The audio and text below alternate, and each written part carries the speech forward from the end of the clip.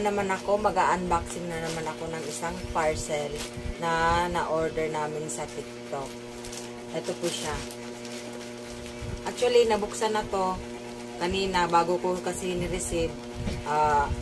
Pinabuksan ko muna para sigurado talaga na buhay yung nabili ko. I mean, gumagana po kasi isa po siyang gadget. Kaya ito, bubuksan na natin. Ayan. Ito po siya. Ayan. Nabuksan na to kanina eh. Binalik ko lang siya.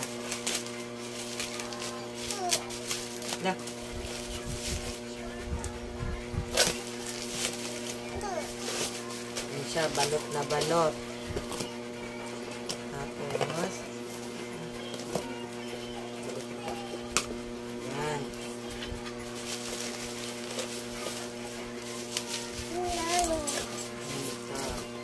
Ito po ay isang cellphone na Vivo Y11. In-order ko siya kasi hindi kami makabili ng laptop kasi ang mahal. Wala pang pambili kaya ito muna, pang vlog muna na cellphone. Gagamit sa sa live streaming, kanta ganon, pa music ganon. Ito muna sa Vivo muna tayo sa mura lang kasi sobrang mahal kasi ng laptop kaya ito muna. Ito muna gagamitin natin. Ayan. Excited na ako. Ayan.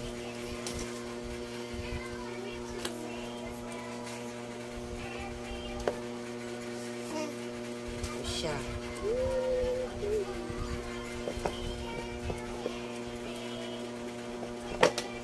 Ayan. Ito laman ito. Wala.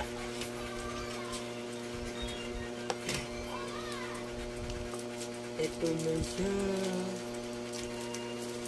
Ayan. Ayan siya guys. Ayan. Ayan yung itsura ng Vivo Y11. Bago, nakaseld. May plastic pa siya. Ito din, may plastic siya. Kaya bagong-bago siya guys.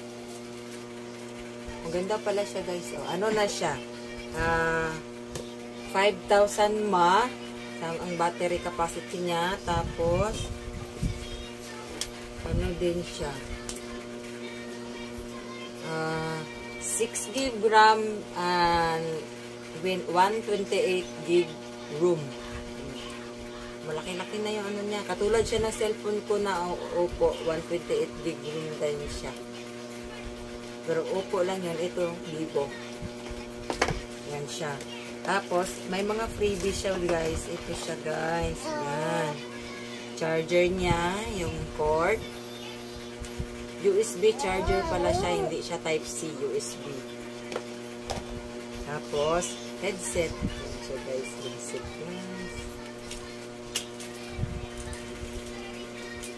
Ibang palang headset ng Vivo. Iba yung style.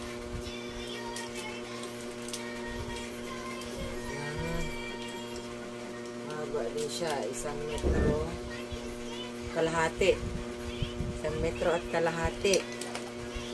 Tapos, may jelly case din siya. Yan. Para safe yung cellphone. Pero, bibili pa rin ako ng pang nito. Pampalit. Yung tulad ng case ng cellphone ko na may parang hard type siya sa gilid. Para kung ipukpok mo man o nahulog, hindi siya madaling yung screen. Yan siya guys. Yan, bago. Nakasil to kanina pag ko kaya pinabuksan ko bago ko binayaran. Kasi tinanong ko muna si seller kung pwede bang buksan pagka-receive bago bayaran. Sabi naman niya pwede daw. Ayun, pinabuksan ko. Tsaka ito yung SIM injector niya. Liit, diba? Iba din yung, niya, design. Tapos, meron pa isa. May free din siyang tempered. Ayan, tempered glass.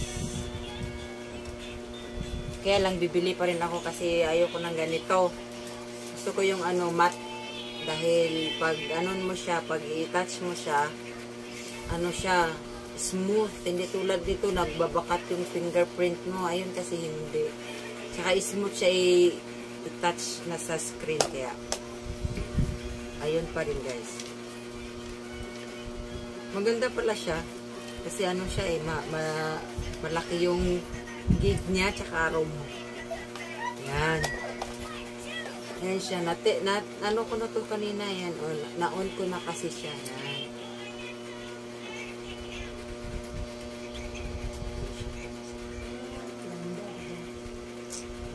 Soft touch din siya guys. Ay, wala siya dyan lang pala. Magda-download pa ako ibang apps nito. Kasi parang kulang siya ng apps. Yan. Tapos, naano ko na rin to sa wifi. Ano lang pala siya. Tawag dito.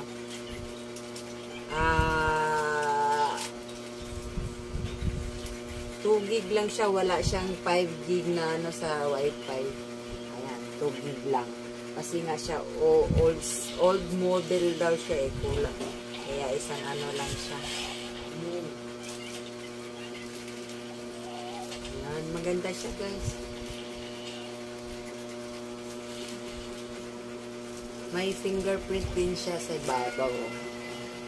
Fingerprint. Pwede siya ma-fingerprint. Wala nga lang SIM. Hindi ko alam kung makakabili ko ba ng SIM na ano. Yung mga benta na ano, yung hindi ko alam kung may benta ng SIM na yung na ang tawag dito? Na registered na. Tinatawanan ako ni Baby. Na registered na kaya maghahanap pa ako kung meron para ilagay ko dito. Ayan. May pang ano na ako, pang magagamit sa pang live streaming para may pang video ako at saka yung music. Kasi pag ano, nahihirapan akong nakawin yung cellphone na nasa anak ko. Umiiyak. Kawawa sila. Kaya ito.